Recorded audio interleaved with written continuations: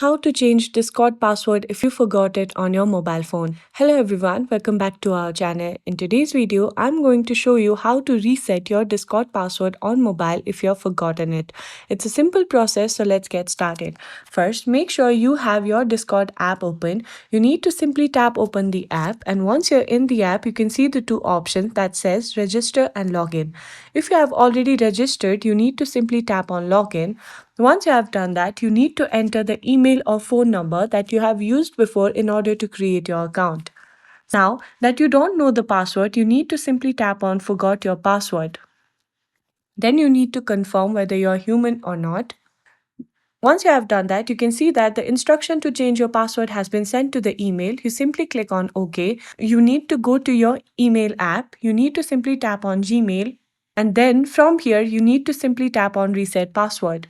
Then you can proceed it with Chrome. This will take you to the official Discord website. From here, you need to go ahead and enter the new password that you want to create.